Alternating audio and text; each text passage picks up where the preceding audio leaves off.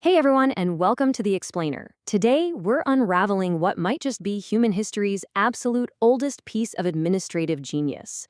We are looking at a social technology that massively predates writing, law codes, and governments, yet it somehow perfectly engineered a way to bind people together. Okay, let's dive right into this. Picture it. It's 40,000 years ago, and you want to get married. But you've got a major logistical issue. There is no courthouse. There is no priest. There are absolutely no signatures or written language. And, the concept of paperwork had not yet arrived with the emotional warmth of a filing cabinet to just ruin everyone's afternoon. So, this brings us to the seemingly impossible problem at the very heart of this explainer. How do you actually make a marriage contract before contracts technically even exist? How do you turn a private relationship into a public, lifelong obligation without a local government, without police, and without a single drop of ink? Well, it turns out ancient humans solved this brilliantly. But they didn't solve it with paper. They solved it with people. Section 1. Intimacy becomes tribal diplomacy.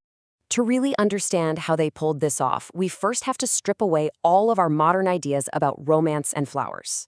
Today, we kind of just assume marriage is primarily about individual love, private vows, and state paperwork. But the ancient reality was vastly different. Now, love and attachment are definitely ancient. That need to look at someone across a fire and think, yeah, this one matters, that is very old. But marriage as an institution, that was about creating group alliances, public testimony, and community memory. It wasn't just two bodies coming together, it was two kin networks, two camps, or two whole villages uniting. And this brilliantly illustrates how marriage turned intimacy into tribal diplomacy. In a small-scale society, a marriage was essentially a peace treaty with a bed in the middle of it. Section 2. Memory as ancient infrastructure. So once you realize a marriage is a treaty, the contract part really starts to make sense, because a contract is, at its core, just a remembered obligation. In a world without calendars, phones, or written laws, oral societies trained their memory to act as a highly sophisticated form of infrastructure. Let's look at one of the most widespread marriage systems in human history to see this infrastructure in action: bride wealth. This is actually often vastly misunderstood as just buying a spouse. But when you look at the items being transferred, things like cattle, shells, or labor, from a groom's family to a bride's family, you realize it wasn't purchase. It generated a massive, undeniable public receipt. When half the village watches your uncle hand over 40 highly valuable shell beads at a giant feast, it creates a very real debt trail. It becomes literally impossible to wake up 3 years later and say, "No, what? I never agreed to this marriage." The physical exchange itself was the contract. Now, not all societies used physical goods. A lot of them use what anthropologists call bride service. And this was a trial period where a man would work for his prospective spouse's family, doing things like hunting, farming, or building to prove his reliability over time. You can think of it as ancient humanity's invention of the internship, except with significantly higher survival stakes and, thankfully, a lot fewer online application forms. This brilliantly turned a person's character into undeniable public evidence. Everyone in the camp sees firsthand if the groom shows up, if he works hard, or if he just vanishes the second things get difficult. But what happens if things go wrong? Let's look at these cascading, brutal consequences if you broke this ancient promise. In a small, closed community, breaking an agreement ruined your reputation. And back then, reputation wasn't just your personal brand, it was literal survival. You'd completely lose the trust of allied families, leading to exclusion from the group. And for almost all of human history, being rejected by your group could easily get you killed. Plus, the whole shebang was public. Everyone knew, the elders knew, the children knew, and as history repeatedly proves, children are totally merciless.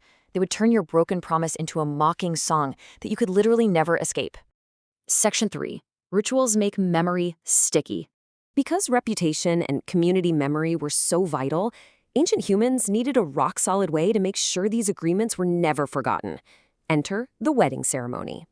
A wedding ceremony at its core was never just a fun party. Notice this highly specific sequence of acts. You've got public negotiation, material gift exchange, community feasting, and formal blessings. None of these steps are random. They were meticulously designed proof, generated entirely for community memory. Without a court of law to fall back on, the spoken vow was your testimony. The feast was the physical proof that resources were committed. The guests, they were the living archive.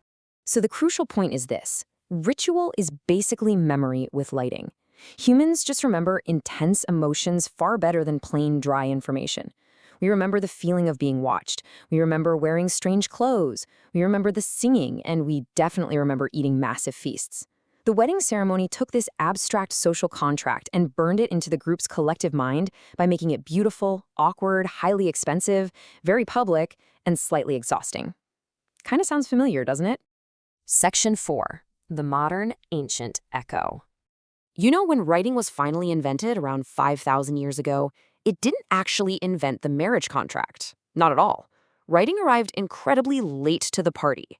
By the time early complex societies started writing down marriage rules, they were really just backing up and formalizing the exact same systems that had already existed in oral societies for tens of thousands of years. And those ancient social logic systems, they're still echoing all around us right now. Take the wedding ring, for example. Legally speaking, the state usually does not care one bit if you have a tiny, shiny circle on your finger. But society cares. Just like the ancient exchange of cattle or shell beads, the ring is material proof. It acts as this little portable, wearable witness, proving to the rest of the world that this relationship has a recognized social boundary around it. It is pure ancient logic, quite literally wrapped around your finger. Let's just pause on this thought for a second. The witness is older than the document. Before there were signatures, there were hands clasped in front of a fire. Before there were legal records, there were elders who remembered everything. The fundamental human need for a community to gather, observe, and validate a major life transition outdates ink, it outdates formal law codes, and honestly, it probably even outdates the invention of agriculture. We still throw these huge, expensive ceremonies today because deep down, our brains know that a promise isn't fully real until the group actually sees it. Which leaves us with this final, kind of lingering thought. For all of our modern machinery, the licenses, the taxes, the professional photographers, the core enforcement mechanism of human connection remains the exact same as it was 40,000 years ago. People watching and people remembering. So if you were forced to make a marriage contract today with absolutely no paper, no signatures, and no law, who would you trust to remember your promise? Take that thought with you. Keep exploring, and thank you so much for joining me for this explainer.